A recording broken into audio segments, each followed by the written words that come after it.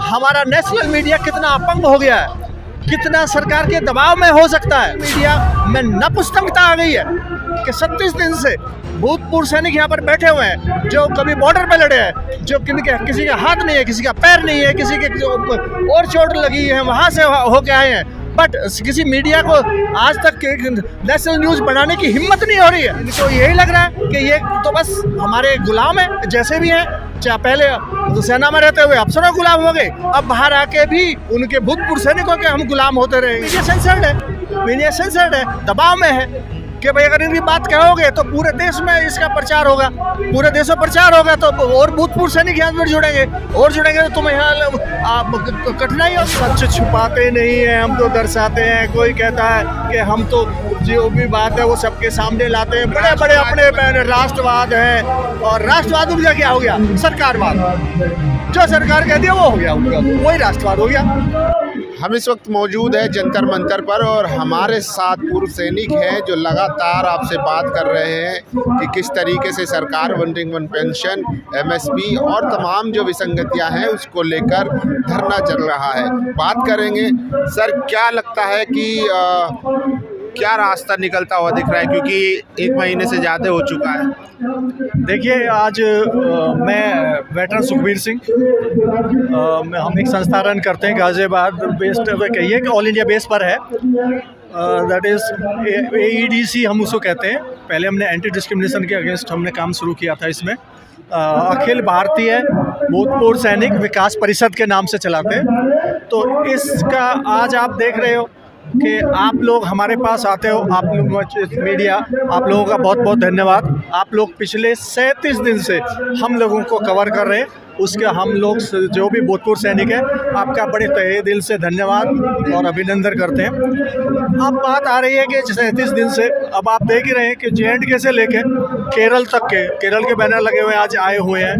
तो लोग आए, भूतपूर्व सैनिक जुड़ रहे हैं यहाँ पर रोज़, क्योंकि वहाँ परमिशन लिमिटेड मिलती है, तो 100 के आसपास हम लोग रहते हैं। हम लोगों ने अभी तक सरकार को एक बड़े अनुशासित रूप से, बड़े ही शांतिपूर्ण तरीके से हम अपनी बात पहुंचाने की कोशिश कर रहे हैं। परंतु आप देख रहे हो कि यहाँ पर अभी राज्य उसका चला हुआ कांग्रेस का, तो कितने नेशनल मीडिया आए हुए हैं। हमारा नेशनल मीडिया कितना अपंग हो गया है, कितना सरकार के दबाव में हो सकता है, या हम कहूँगा नेशनल मीडिया में नपुंसकता आ गई है कि 36 दिन से भूतपूर्व सैनिक यहाँ पर बैठे हुए हैं जो कभी बॉर्डर पे लड़े हैं, जो किसी का हाथ नहीं है, किसी का पैर नहीं है, किसी के और चोट लगी है वहाँ से होके आए हैं, बट किसी मीडिया को आज तक नेशनल न्यूज़ बनाने की हिम्मत नहीं हो रही है। इसका मतलब कि हम लोग यहाँ पर भूतपूर्व सैनिक केवल इनको यही लग रहा है कि ये तो बस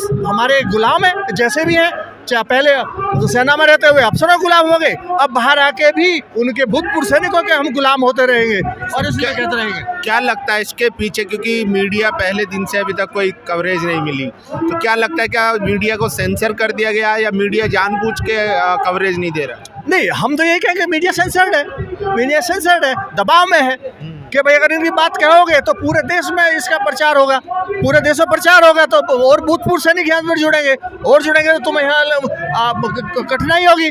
हम जोड़ने को तो कितने भी जुड़ सकते हैं, हम अपनी मांगों के लिए कुछ भी कर सकते हैं, हम लोग कुछ भी करने को तैयार हैं। अभी सिलसिले में आगे से जैसे हमने बताया कि अभी 3 तारीख को तो हम जो 742 हमारे ज़िले हैं उन सब में हम अपना प्रेजेंटेशन दे रहे हैं, जो राष्ट्रपति के नाम, प्रधानमंत्री के नाम, रक्षा मंत्री के नाम देंगे।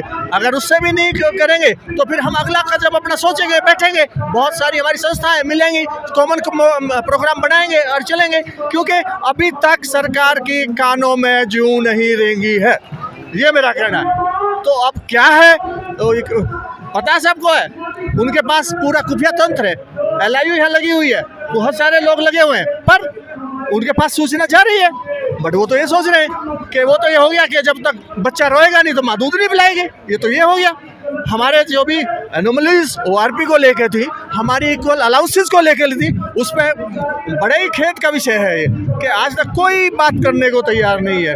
अब क्यों नहीं है, ये भी बड़ा एक आगे एक मतलब सोचने वाला लेकिन विषय। अभी भी जो मतलब आप लोग जो धरना चला रहे हैं, ये विश्वास है कि सरकार कुछ ना कुछ बातचीत करेगी, आश्वासन है, भरोसा है, उसके बावजूद भी सरकार नहीं कर पा रही है। देखिए कहते हैं ना, उम्मीद में दुनिया कायम है। हम चाह रहे हैं कि मोदी जी ने बहुत बड़े बड़े काम किए हैं, बड़े बड़े वादे किए हैं, तो हमें एक दिन उनका कोई नुमाइंदा आए, बात करे। अब क्योंकि हमारी मांग केवल इनके साथ दो ही हैं कि एक तो जो भी भेदभाव है वो थोड़े सेना में आप अंदर बाहर जो भी कुछ है बाहर आके उनको भेदभाव को कम करें। हमारा पूर्ण रूप से किसी भी अगली कार्रवाई में हमारा भी प्रतिनिधित्व हो, क्योंकि हम लोग कहते हैं कि हम 97% है, भूतपूर्व सैनिकों की बात कर रहा हूँ मैं। सेना में तो 13% अफसर होते हैं, 87% जवान होते हैं। तो बट बाहर आके, क्योंकि अब उसमें भी देखो आप कितना बड़ा डिस्क्रिमिनेशन है, क्योंकि हमारे यहाँ 35-40 साल की उम्र में आप एक जवान को रिटायर कर देते हो, जबकि सेना का जो अफसर है वो अपना 60 साल तक होके आता है, और उनके मतलब उनको तो पेंशन भी पूरी अपने लास्ट रैंक की मिलती है, लास्ट मिलती है, तो उनकी पेंशन बहुत बड़ी हुई है। हमारे लोगों को ज़बरदस्ती रिटायर आप कर दे रहे हो। तो उसके धरना के माध्यम से हम यही बताना चाहते हैं कि इन भेदभावों को कम करें, हमारा प्रतिनिधित्व करवाएं, हम लोग अपनी बात अपने मुख से कहें, क्योंकि अब तक हमारे साथ जो विश्वासघात होता रहा है, हम लोगों ने चाहे जनरल सतवीर सिंह हो या दूसरी भूतपूर्व सैनिकों की जहां अफसर बाहुबल्य रहा है, प्रेजेंटेशन में हम लोग गए तो लेके एप्लीकेशन दो गए, वहाँ जाके एक एप्लीकेशन पीछे रख दी, 3 आदमी गए अफसर और जाके उसको जमा कर दिए और वहाँ हो गए। जैसे मैं आपको बता देता हूँ कि इन्होंने क्या किया है, अफसर लोगों ने सरकार को ये कह के कि अफसरों के अलाउंसेस बढ़ा दिए जाएं। सरकार ने पूछा कि भाई क्यों, तो बोलते हैं कि जी ऐसा है, सेना में अफसर 10,000 कम है, अब उनका वर्कलोड बाकी अफसर्स ले रहे हैं, तो उनके अलाउंसेस बढ़ा दो, जिससे कि उनको मोटिवेशन हो, बाहर से भी लोग आए, जवान नौजवान फिर से प्रेरित हो और वो आकर ज्वाइन करें। ये नहीं बता रहे कि भाई वहाँ पर अगर मान लिया अफसर कम है तो जवान भी तो कम है, उनकी रेशो क्यों बढ़ाए? उनके लिए तो अग्निवीर तैयार कर दिए, जो 4 साल में आएगा, ना वो एक्स सर्विसमैन रह सकता, ना वो सर्विसमैन रह सकता, और ना वो कुछ कर सकता बाहर आके अंदर करके।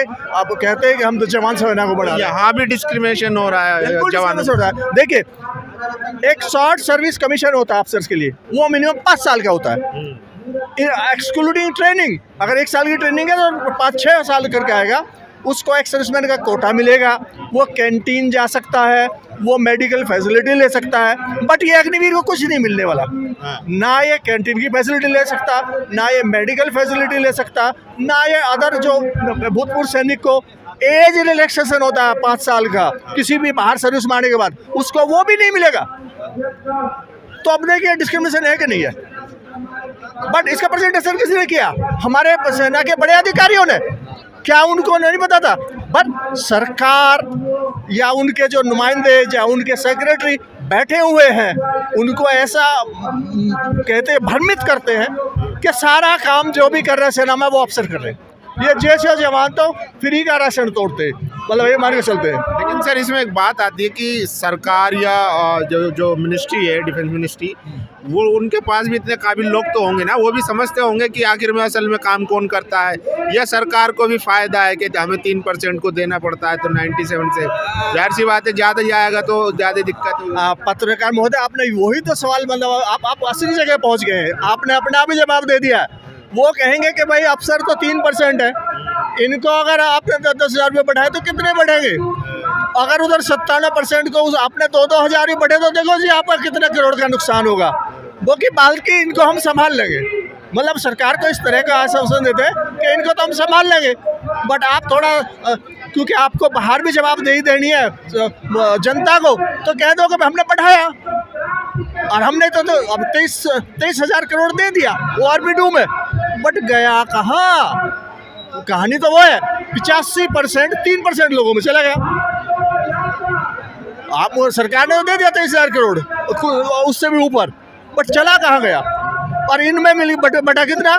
जैसे अभी वही तो बात, वही तो कहानी रो रहे हैं हम लोग कि जो ORP2 हुई उसमें सिपाही से लेके हवलदार तक की बढ़ी है, और वो भी लेके 300 रुपये से लेके करीब 4000 रुपये तक, जो है कम से कम किसी रैंक ने बताया कि किसी 4000 बढ़ी है, जो बहुत जल्दी सिलाया। और जेसीओ जो है उनकी माइनस दिखा दी है। कल परसों मैं ही कह रहा हूँ, मेरा एक मित्र है, ब्रिगेडियर है, मेरे साथ कहीं वो काम करते थे, तो मैं उनसे पूछ रहा था, सर कितने पैसे आ रहे हैं?